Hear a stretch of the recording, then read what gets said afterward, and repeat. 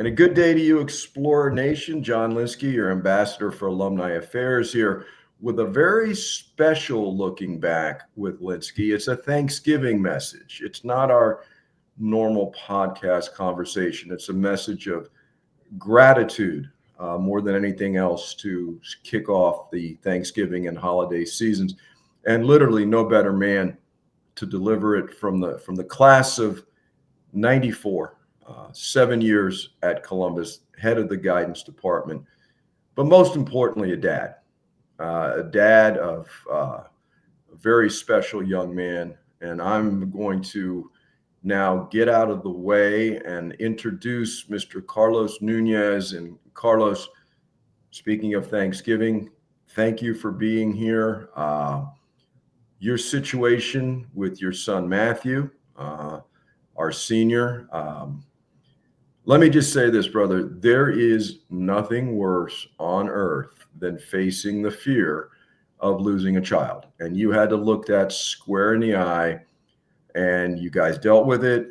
And the Columbus family, listen, we're dysfunctional sometimes, but not in this case. So go ahead, Carlos. Tell us what you're grateful for.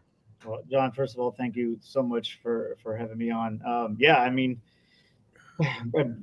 grateful dad of two Columbus boys. One Andrew, who's graduated in 2022, and Matthew, our senior.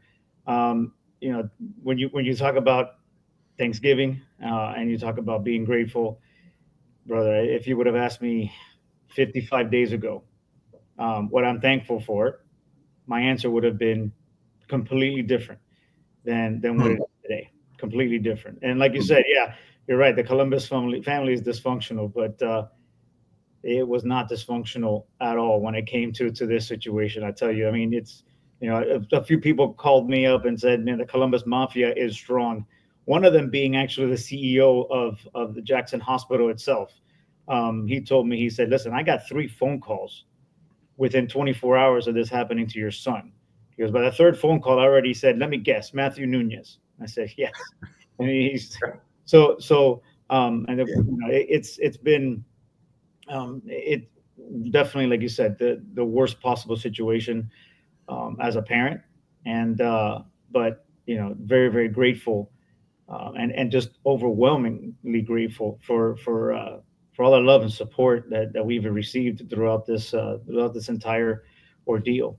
And I'll tell you this, I probably cried just as much, you know, feeling the love and the support and the prayers from Columbus and from everyone around and not only Miami, I mean Miami and the entire world. We had people praying for Matthew in Lourdes, France, and in Germany. I mean, it was overwhelming, and like I said, I probably cried just as much with the support than I did with what was going on with Matthew. So yeah, I'm sure you've heard the story. We've spoken a couple times. On September 27th, he was starting that cross country race. I think it was like the fourth or fifth one in the season, and he started off like every other race. I mean, he was pumped up, ready to go. He was, telling Danny Areces and Chris Garcia, the coaches, like, "Hey, this is the time I'm going to get. I'm shooting for this time." And about 800 meters into it, he just stopped. He had this overwhelming pain on the right side of his head. Just out of nowhere, he said it started spreading to his jaw, and then he just turned around and started walking back to the golf cart that follows the pack. And he went to the golf cart and told them, "Something's wrong. Please, please take me to the paramedics." And there's the paramedics are right there at the start finish line. Yeah. So they went over there, and paramedics started checking him out. Of course, usuals, the heat exhaustion, maybe dehydration. It's the usual stuff that happens in cross country. That's initially diagnosed it, and that's what they started treating. But they immediately started seeing that something else was going on, because Matthew started complaining about pain on his right side of his entire body, and then started pain on the other side. And so they started treating him a little differently. And thankfully for those paramedics, they called the ambulance, and there was a student who was finishing the race and reported. Thank God he had misreported having thought he had seen Matthew get hit on the head, because the reaction of Matthew just grabbing his head The kid thought, oh, this guy must have gotten smacked in the head, or it would usually happens, obviously, in a Yeah. cross country race when all of a sudden they go from 50 meters to to about 5, and then all of a sudden Yeah. there's Elbows. Yeah. jockey for position, and so this kid thought, oh, that must have been what happened to him. Thank God, and like you said, all the things that happened this day, with the next 3 hours. Thank God they happened the way they happened. Because if any one of those details had been different, we'd be talking about a whole different story here. Call it divine intervention, call it what we obviously, our faith is great, and everything happened for that reason. So thankfully, it started with that one kid. Well, first of all, it started with actually it happening at Larry and Penny, because Yeah. had it happened anywhere else, you Yeah. know, had it happened at Tropical without paramedics on scene, had it happened in the mornings when he does the morning runs, Things happen the way they happen, and there was a lot of synchronicity and serendipity here. Paramedics at a race, many times it's routine. They're just there. But these guys were on top of their game. Everybody handled everything properly. Now, you of course are in LA. Yeah. There's that.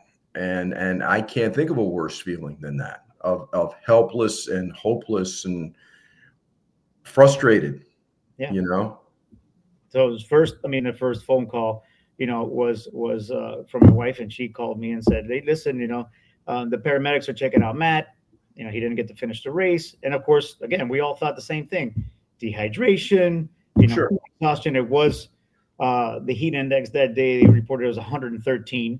So before they even start that race, man, they're sitting out there for 2 hours Yeah, they're cooking. at Yeah. heat before they even get started on a 5K that they're trying to go all out. So there's that as well, and just they got the race started, and a lot of factors, like you said, contributed to this happening. And when he took that start, he was perfectly fine. But thankfully, things happen. Like I said, things happen perfectly for his life to be saved. Mm. Because again, so because that student or that runner, I believe it was Noah, who was from our team, he thought he had seen get hit. Because of that, when they called the ambulance, they began to treat it as a trauma case. Thank God, because if not, they Thank would God. have ER. Instead, they took him to Jackson South, which of course, obviously, is right there by Larry and Penny Park. So Exact. Yeah. Jackson Yeah. South. And then Matt's guardian angel was sitting right there Yeah. in that trauma center. I mean, that man, I owe, Matthew owes, we owe anything we can give to that man. I don't even know how to express how Well, much. tell Carlos, explain exactly what happened there. So Matthew, like I said, gets transported to Jackson South as a trauma patient, and on call at the hospital is Dr. Antonio Martos, and Martos is only there twice a month. Jesus. That's it. He's only there twice a month. It just so happens that he has a ninth grade son who was at Larry and Penny racing his own race at Larry and Penny. So Martos is there, and he gets the call for trauma, and he sees Matthew, and he's starting to, of course, listen and hear everything that they say, that, oh, this is what's happening. And he's looking at the symptoms, and he's looking at what they're telling him, and he's like, man, something is off here. I should sidebar this by telling you that Dr. Martos is the CMO of F1. And so what he does, and the Olympics. So what he does is he trains other physicians on how to treat athletes in trauma.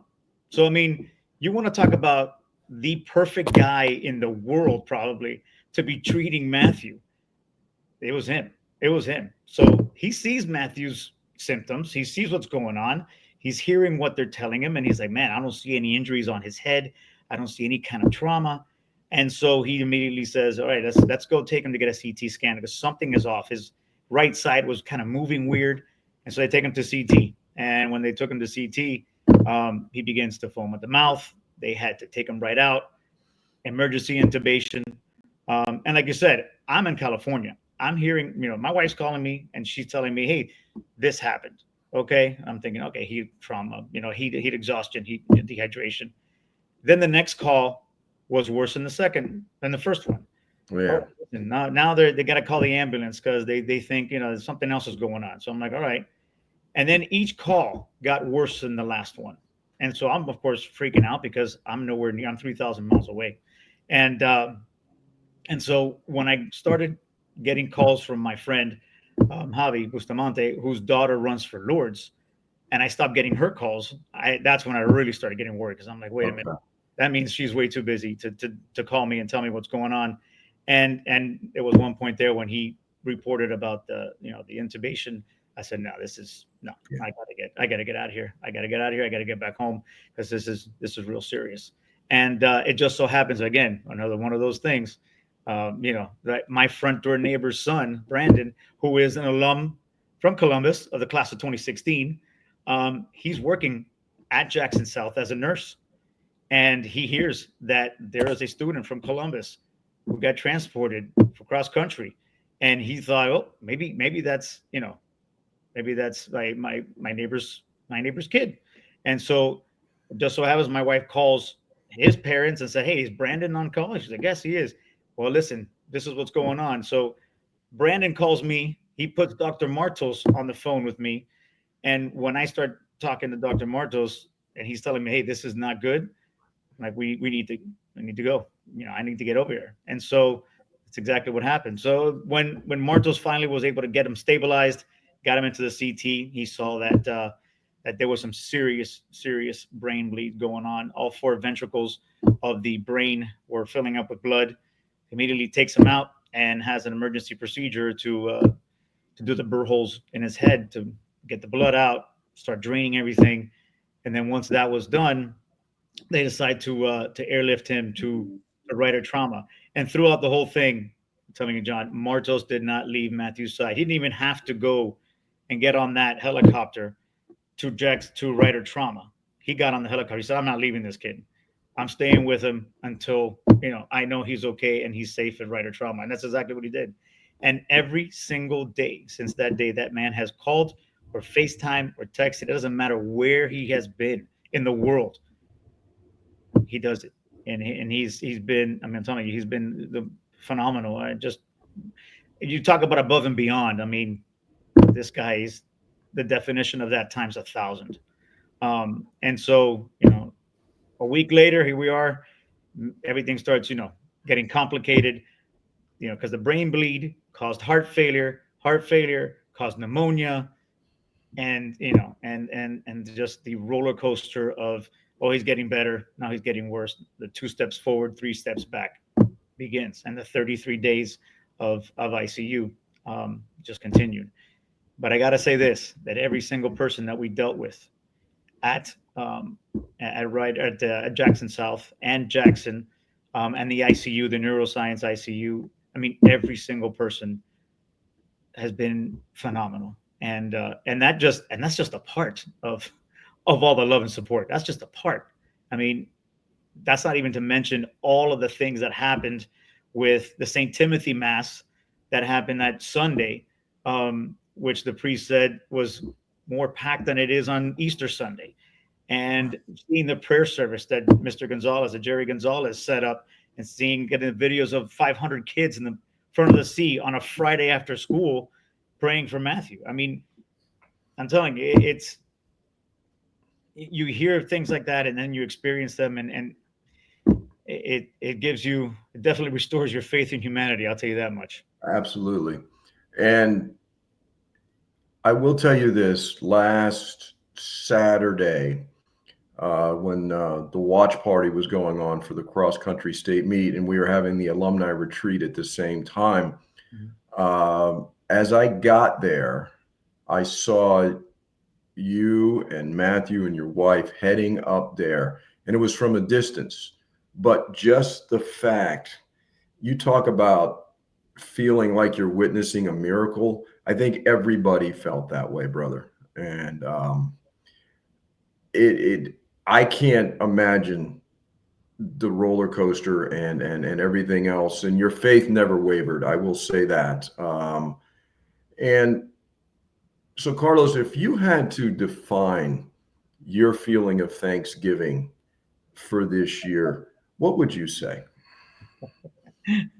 You're asking me to put into words something that, wow. Maybe you can't put it in words. Yeah. Yeah, John, I don't know. I don't even know. There aren't any words in the English dictionary to put into to words uh, describing the Thanksgiving. Like I said, and everybody from, from Mike Carricart, who was one of the people that was catalyst to helping, us at Jackson, to, to every single person from Columbus that went and visited Matthew, the cross country team, Danny Areces, Mr. Pugh, the teachers, Mr. Romero, who went a few times to see him, Mr. Nsua, Mr. Morrow. Matthew didn't even have Carlos Morrow, and he was there. Um, and Ventura. I mean, I don't know how long Listen, the podcast. I goes mean, I could go on and on, on and on. Yeah. Yeah. because, and there are no words. There are no words to describe the thankfulness. I see Matthew, and today is a very special day. I don't know if you know, but today, 55 days after this whole thing happened, Matthew's here back at school, and so, Well, there you go. you talk about miracles. It is an absolute 100% miracle that Matthew is alive, and even more so that Matthew is here and back at school. He's still got some challenges that we obviously, since it was a brain issue that we're working on, but every single person who's read his chart, who's a medical professional, has said people don't survive this. This is not something that people come out of and that survive. And so, when they ask me, well, what's the prognosis? Well, it's kind of hard because this really doesn't happen. So, hopefully he'll heal when he heals. But regardless, he is a miracle story of faith and of perseverance, of determination, and not giving up, not giving up. A miracle story. And I can't think of a better way to conclude this. And your attitude of gratitude is obvious and understatement of a lifetime. I'm sure this is going to be a very special Thanksgiving in the Nunez household. You bet, brother. You bet. Brother, on behalf of everyone at Columbus, we love you guys. We're happy is not the right word. We are so pleased for you, and no better person than to share our Thanksgiving message this year. So, you know what? Kick your feet up next Thursday and savor every moment, brother. You've earned it. You guys have earned it. Listen, to you guys, to everyone who's prayed, all the students here, everyone from Tom Kruchek to the maintenance guys who were hugging me when I came back and were praying for Matthew, everyone in the Columbus community and beyond. Believe it or not, we even had Belen, did an alumni mass dedicated to Matt. So That's fantastic. I mean, the gratitude is trust me, we felt every single prayer in that whole time. So I thank you as well, because you texted me many times. I believe you and Rick Pellegrin were probably the ones that blew up my phone more than anybody else, and I really appreciate both of you guys texting me and asking me constantly about how Matthew is. Well, we all three look alike at this point, so why not, right? Well, I get confused for him all the time, so I keep telling people, don't insult him. My name is Matt Pellegrin. So he's much better looking, more muscular and younger. So don't insult him. Well, on behalf of everybody, brother, happy Thanksgiving. Happy Thanksgiving, and one love always, brother. Thank you so much. Appreciate it. So, Explore family, on behalf of Carlos and his family, happy Thanksgiving. Melissa and I always enjoy these special Thanksgiving episodes, and we're thankful for the Albert Bartholomew family for supporting us, and Carlos, from the bottom of our hearts, brother, happy Thanksgiving.